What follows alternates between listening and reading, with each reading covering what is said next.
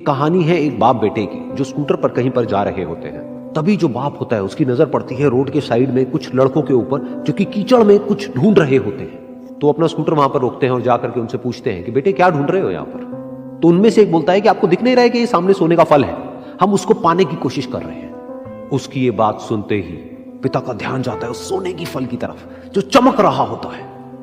फिर उनके माइंड में कुछ इमेजिनेशंस बनने लग जाती हैं कि काश ये जो फल है ये मेरे बेटे के पास में आ जाए तो ना सिर्फ उसकी बल्कि मेरी भी जिंदगी बदल जाएगी।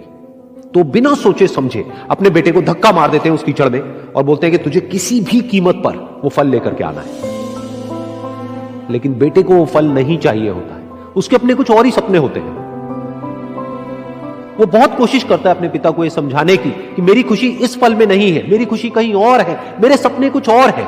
लेकिन उसके पिता उसकी एक नहीं सुनते हैं। वो उसको धक्का मारते हैं उस कीचड़ में और बोलते हैं कि मैं तुझसे पूछ नहीं रहा हूं, तुझे बता रहा हूं कि तुझे वो लेकर के आना है। तो वो बेटा भी अपने बाप के सपने को सच करने के लिए अपनी पूरी जान लगा देता है और पूरी कोशिश करता है कि किसी तरीके से उस सोने का फल उसके हाथ में आ जाए। लेकिन जैसे जैसे वो हाथ पैर मारता है उस फल को पकड़ने के लिए वो और नीचे धंसने लग जाता है और फिर जाकर के उसको समझ आता है कि ये कीचड़ नहीं है, ये दलदल है।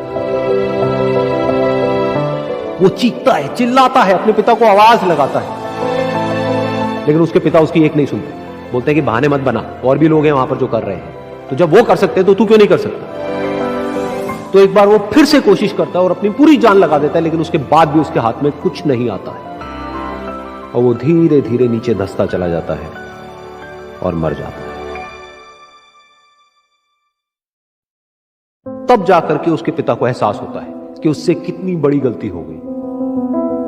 वो वहीं बैठ करके रो रहा होता है, चीख रहा होता है, चिल्ला रहा होता है। तभी वहां पर एक साधु आता है और वो साधु उस आदमी से पूछता है कि तुम क्यों रो रहे हो। फिर वो आदमी उस सोने के फल की तरफ इशारा करते हुए उस साधु को अपनी पूरी बात बताता है और बोलता है कि इसमें मेरी क्या गलती है, मैंने तो जो कुछ भी किया अपने बेटे की खुशी के लिए किया।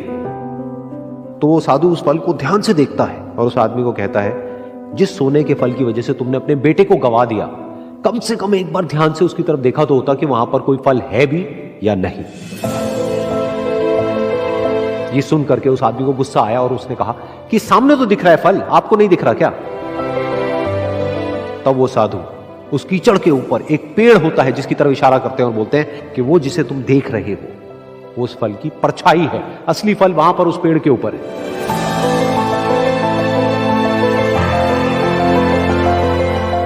फिर वो साधु उस आदमी को बोला कि अपने बेटे को जबरदस्ती धक्का देने की बजाय और उसको बताने की बजाय कि तेरी खुशी किसमें है, अगर तुमने उससे पूछा होता कि बेटा तू बता तू क्या करना चाहता है और तेरी खुशी किसमें है, तो ना सिर्फ तुम्हारा बेटा जिंदा होता बल्कि हो सकता है कि उसके हाथ में वो असली सोने का फल भी होता।